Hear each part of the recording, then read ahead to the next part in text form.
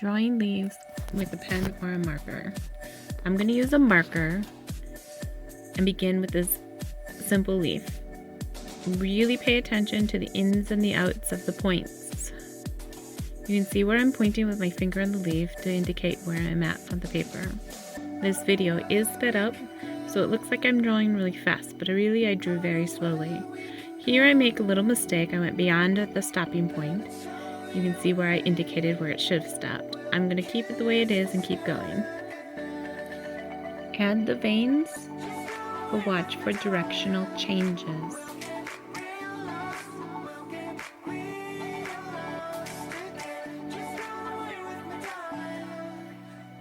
And here we have a simple leaf.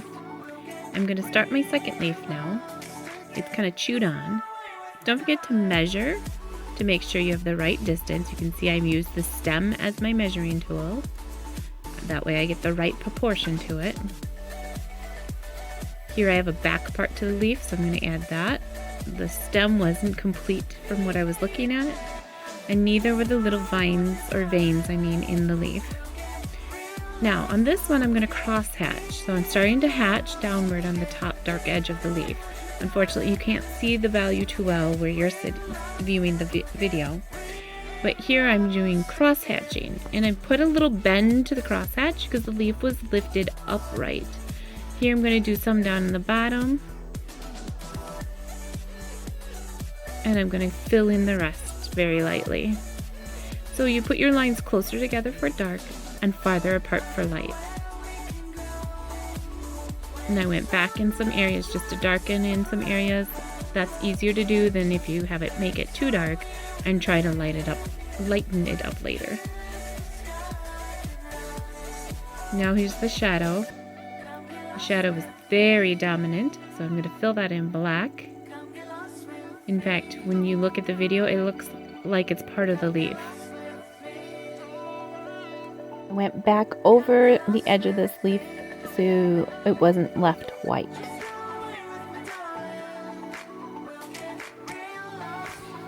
So right now part of the leaf looks unfinished. Here's the bend, upright. So I left it and moved on to the next one, and later I filled in that white patch. So this one I'm using a pen to show you the difference. So again, look, compare, slow down, and then I'm using the pen to put some value in. And the pen really values nicely, almost like a pencil, especially the type of pen that I'm using. So I start filling in some areas, and I kind of bounce around, jump back and forth, and come back to areas that need to be darker. Because once again, it's easier to make things darker than it is to lighten things up.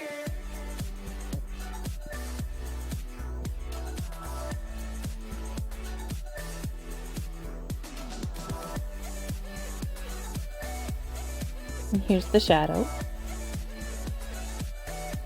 Again, the shadow is pretty dark, pretty prominent. So I really made that as black as I could using the pen.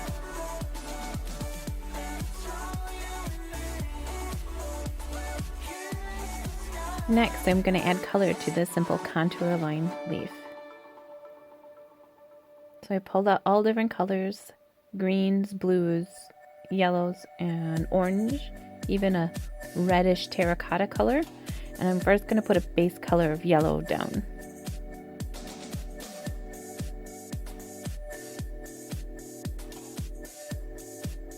I'm going to take a tan.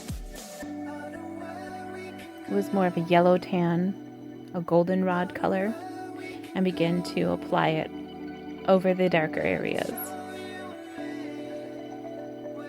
So I'm mapping them out.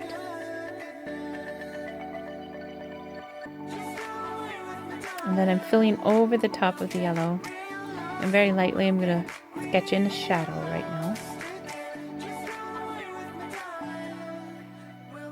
And this leaf is folded over at the top.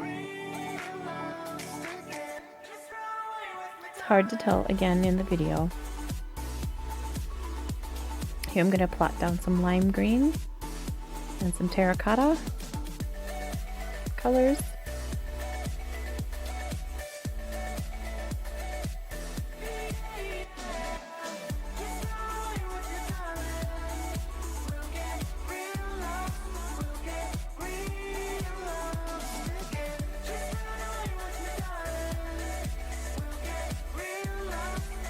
This is a dark brown,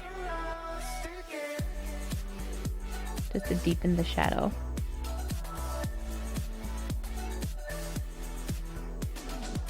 I'll use brown on the leaf too, this deep brown, to again make areas a little bit more subtle and dark. Push back those brighter colors.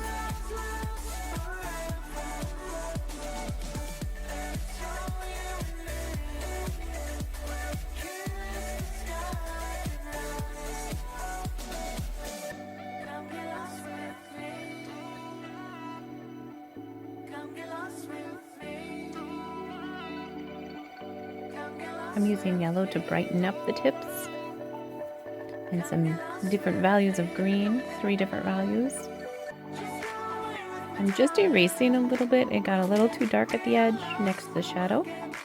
Now this is black. I did have to add a little bit of black to push that shadow back. It was starting to look part of my leaf instead of behind my leaf.